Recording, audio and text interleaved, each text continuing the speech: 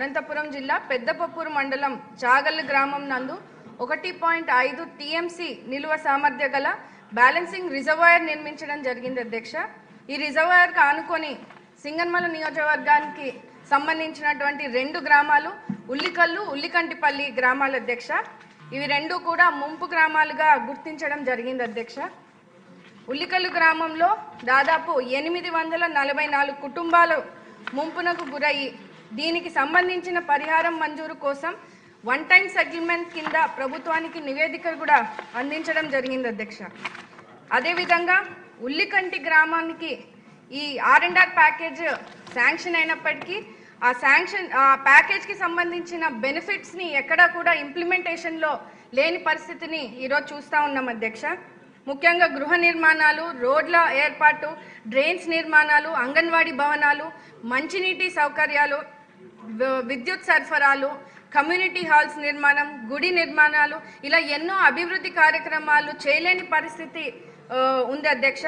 ముఖ్యంగా ఉల్లికంటి గ్రామానికి ఈ ఆర్&ఆర్ ప్యాకేజ్ శాంక్షన్ అయినప్పటికీ ఈ బెనిఫిట్స్ ఏవి కూడా గ్రామ ప్రజలు అందుకోలేని పరిస్థితుల్లో ఉన్నారు అధ్యక్ష। ఆ చాగల్లు బ్యాలెన్సింగ్ రిజర్వాయర్ పనులు 2008లో మొదలై ప్రాజెక్టు కూడా పూర్తయి 15 సంవత్సరాలు దాటినప్పటికీ ఇప్పటికీ కూడా ఆ రెండు గ్రామాల ప్రజలకు ఇంతవరకు ఎలాంటి నష్టపరిహారం కానీ చెల్లించలేదు అధ్యక్ష।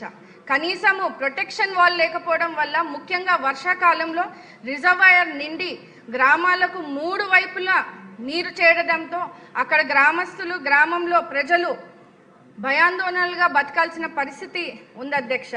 ముఖ్యంగా మన ముఖ్యమంత్రి నారా చంద్రబాబు నాయుడు గారు 2017లో దీనిపై పూర్తి స్థాయి రిపోర్టు తెప్పించుకొని ప్రతిపాదనలు కూడా చేయాలని అధికారులకు ఆదేశించగా దురదృష్టవశాత్తు వైసీపీ ప్రభుత్వం వచ్చింది అధ్యక్ష। గత వైసీపీ ప్రభుత్వంలో ఈ 5 ఏళ్లు కూడా ఈ రెండు గ్రామ ప్రజలను పట్టించుకోలేని పరిస్థితిని మనం చూసాం అధ్యక్ష। ఎటువంటి నివేదికలను తీసుకోలేదు అధ్యక్ష। ఈ నిధులను కూడా కేటాయించకుండా ఆ గ్రామ ప్రజలను నమ్మి మోసం చేశారు అధ్యక్ష। ముఖ్యమైన విషయం అధ్యక్ష, ఈ రెండు ముంపు గ్రామాలకు గుర్తించడం వల్ల ఎటువంటి అభివృద్ధి పనులు చేయలేని పరిస్థితిని చూస్తున్నాం అధ్యక్ష।